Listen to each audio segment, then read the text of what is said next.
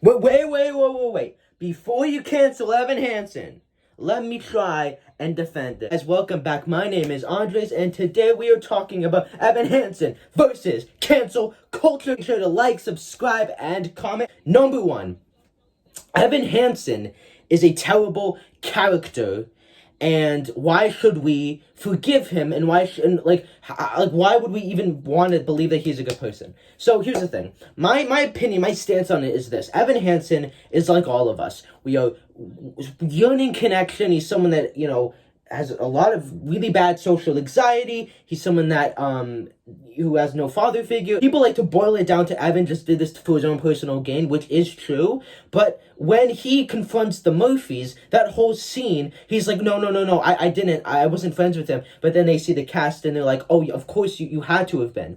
And I think Evan, throughout the entire show, is exploiting Connor's death like the rest of the people like Alana and Jared, but in a different way. He's exploiting it, but there's a good purpose behind it in a way, and it's not as, I think, malicious as the other two. The whole reason why he doesn't do this, and he doesn't tell them the truth on the spot, is not because, oh, I'm gonna get Zoe, and oh, I'm gonna get this new connection. It's because he doesn't want to shatter this family's hopes and dreams, because they see Evan as this beacon of hope, this last piece of Connor, almost this second part of Connor that they never knew about. I think that when it becomes him wanting to use it for personal gain is in If I Could Tell Her, where he basically summarizes all the feelings he has for Zoe, but through the lens of Connor. And that whole song is really messed up when you think about it, because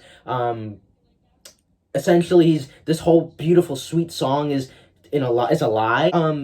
Evan Hansen as a character in the show is such an anti-cancel culture show, because Evan Hansen, when you think about it, is the most cancelable person aside from Donald Trump and Jake Paul. You know what I mean? Like, he is somebody that, how can you forgive this person? But I feel like people are looking at this story and the character in a very black and white point of view, as opposed to looking at the way life is, because life is not black and white. There are no heroes, there are no villains. It's gray, it's messy, it's uncomfortable, and it's not perfect. We are not perfect people.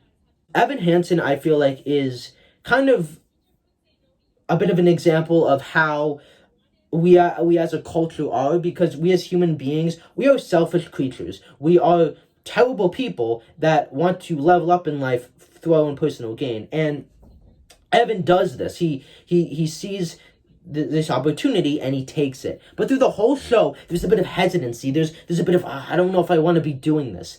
And there's no malicious intent from Evan.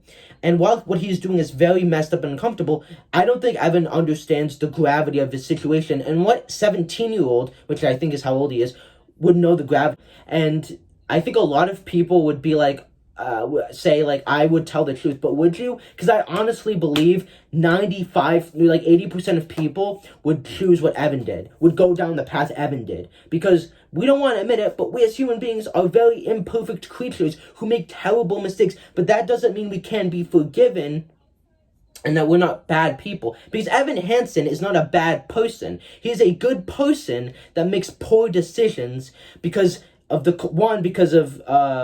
being feeling left out, but also two, the culture that we live in, and that is the age of social media. That is the age of wanting to be given the most attention, and we as a society exploit people's celebrity deaths. If someone gets in a fight, Logan Paul and the Japanese suicide force, for clicks, for views, for money, to be seen. So because everyone wants so badly to be seen, to be connected, to feel like they were part of something. Is that it's a cautionary tale almost, and very dark in that way, of this is what happens when showing like a real life example of a person exploiting another person for their own personal gain. And I'm not trying to defend Evan for what he did, but what I will say is I understand why it all happened the way it happened, and how I feel like people like think that he's like this guy that knows everything. Like, no, this is a kid. This is a kid that got put in a position that no kid should be put into.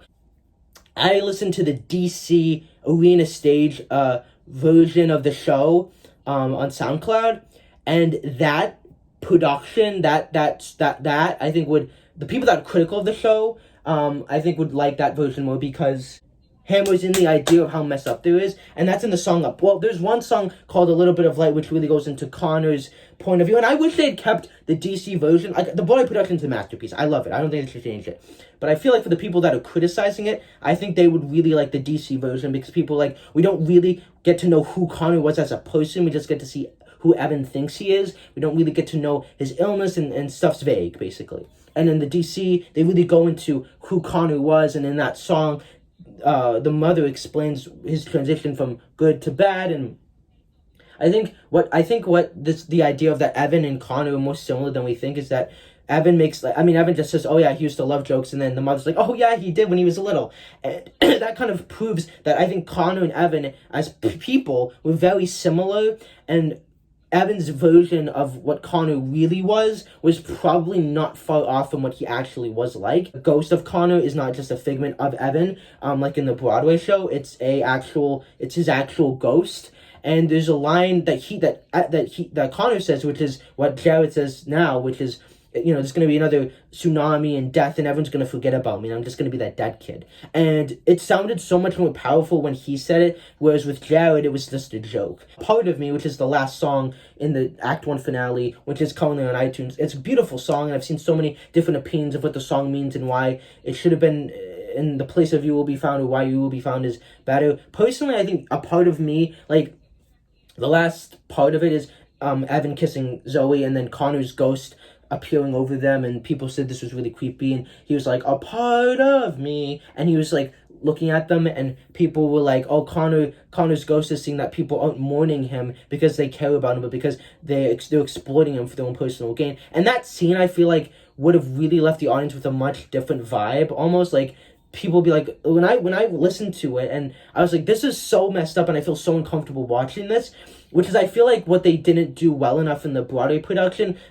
They wanted to make it more hopeful and optimistic and balance it out, but I feel like they have to think about the show to really comprehend how messed up it is, whereas in the DC version, you very much know how messed up this is. And I feel like what You Will Be Found does is that it shows the positive impact that Evan's speech makes, because the messed up thing is, while Evan destroyed the Murphys, he saved 100 other families. Through the song, we see how the song saved lives, both in actual real life and in the show, and how it helped so many people, and how it did so much for a community, and what Evan did in creating the Connor Project in this lie. I mean, this whole thing is based off of a lie, but this lie saved 100 people and created a huge positive impact.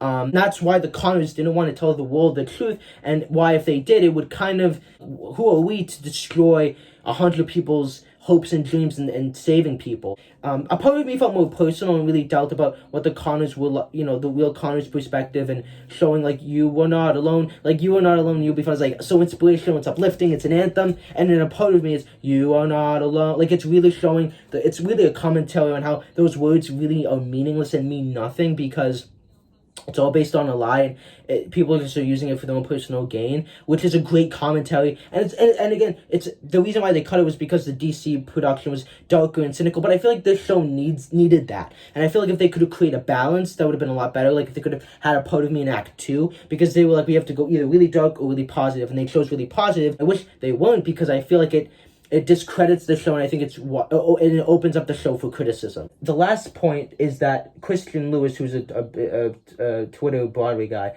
said, we tweeted something and said, as for Evan Hansen, tout the laughable claim, we are Evan Hansen, and we are decidedly not all straight teenage white boys.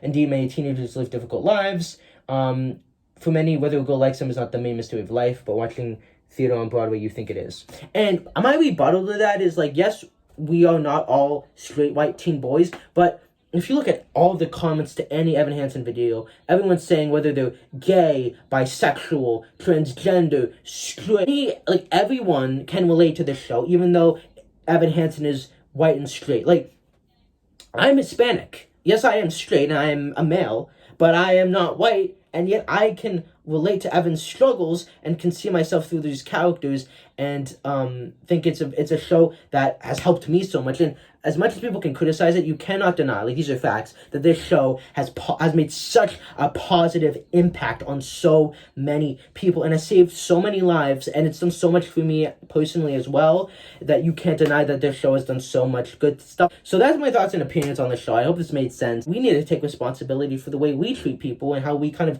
discount people, and the way the internet is really making us all sociopathic. Hope this made sense. Make sure to like, subscribe, and comment, and I will see you guys in the next video. Bye.